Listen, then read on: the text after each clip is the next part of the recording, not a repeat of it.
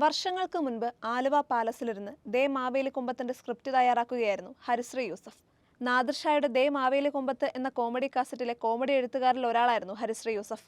അതിലെ രാഷ്ട്രീയ കോമഡികളിൽ അച്യുതാനന്ദനെ അനുകരിച്ചിരുന്നതും ഇദ്ദേഹം തന്നെയായിരുന്നു. രാത്രി ഭക്ഷണം കഴിക്കാനായി താഴേക്കിറങ്ങിയപ്പോൾ ആ ബാഗ് മുറിയിലേക്ക് എടുത്തു വെക്കൂ എന്ന് പറയുന്ന പരിചിത ശബ്ദം കേട്ട് യൂസഫ് നോക്കി. കൺമുന്നിൽ താൻ പല വേദികളിലും അനുകരിക്കുന്ന അന്നത്തെ മുഖ്യമന്ത്രിയായിരുന്ന അച്യുതാനന്ദൻ മുന്നിൽ നിൽക്കുന്നത് കണ്ട് ഞെട്ടി. ഒരു ബനിയനും മുണ്ടും ധരിച്ച് സാധാരണക്കാരനെ പോലെ നിൽക്കുന്ന അദ്ദേഹത്തെ പിറ്റേന്ന് ഹരിശ്രീ യൂസഫ് മുറിയിൽ ചെന്ന് കണ്ടു. പരിപാടി കാണാറുണ്ട്, നന്നായിട്ടുണ്ട് എന്ന് അദ്ദേഹം യൂസഫിന്റെ തോളിൽ തട്ടി പറഞ്ഞു. വർഷങ്ങൾക്കിപ്പുറം ഇന്നും അതൊരു വലിയ അംഗീകാരമായിട്ടാണ് ഹരിശ്രീ യൂസഫ് കാണുന്നത്.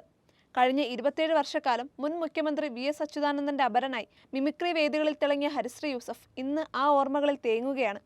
1992-ൽ VS പ്രതിപക്ഷ നേതാവായ കാലത്താണ് ഹരിശ്രീ യൂസഫ് അദ്ദേഹത്തെ അനുകരിച്ചു തുടങ്ങിയത്. 2019-ൽ അച്യുതാനന്ദൻ വിശ്രമ ജീവിതത്തിലേക്ക് കടന്നതോടെ യൂസഫ് അദ്ദേഹത്തെ അനുകരിക്കുന്നത് ഒഴിവാക്കി. ഒരു കാലത്ത് തനിക്ക് വരുമാന മാർഗമായിരുന്ന പ്രിയ നേതാവിനെ അവസാനമായി ഒരു നോക്ക് കാണാൻ ഹരിശ്രീ യൂസഫും ആലപ്പുഴയ്ക്ക് പോകും.